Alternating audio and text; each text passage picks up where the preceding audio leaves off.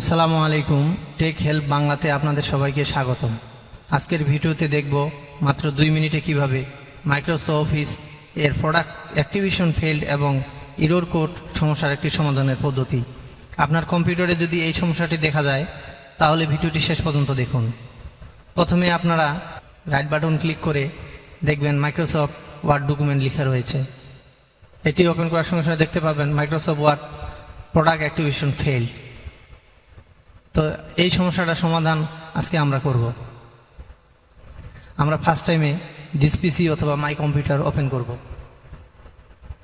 এটি ওপেন করার পরে লোকাল ডিস্ক সি প্রবেশ করুন। লোকাল ডিস্ক সি প্রবেশ করার পরে আপনারা দেখতে পাবেন প্রোগ্রাম ফাইল। প্রোগ্রাম ফাইলে দেখবেন যে 86, তো আপনারা 86-এ ক্লিক করবেন। করার পরে এখান থেকে আপনারা বের করবেন কমন ফাইল। কমন ফাইল বের করার পরে নিচে দেখবেন মাইক্রোসফট শেয়ার। এই মাইক্রোসফট শেয়ার ওপেন করার সঙ্গে সঙ্গে তার নিচে একটু খুঁজলে দেখা যাবে অফিস সফটওয়্যার প্রোটেকশন প্ল্যাটফর্ম। এটি ওপেন করুন।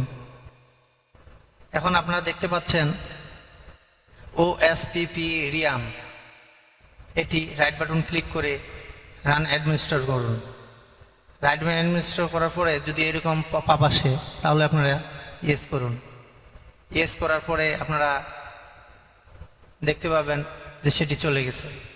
আপনাদের এ পর্যায়ে কাজ শেষ। একটি বিষয় মনে রাখবেন, এই পদ্ধতি সব ধরনের অ্যাক্টিভেশন সমস্যার সমাধান নয়।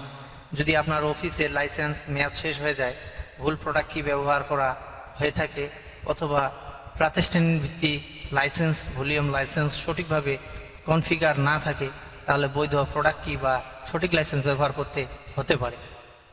আশা করি ভিডিওটি সকলের ভালো লাগবে বা ভালো লেগেছে। ভিডিওটি যদি উপকারে আসে তাহলে একটি লাইক দিন।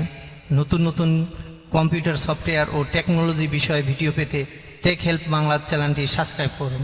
কোনো সমস্যা হলে নিচে কমেন্ট করুন, আমি উত্তর দেওয়ার চেষ্টা করব। ধন্যবাদ। আল্লাহ হাফেজ।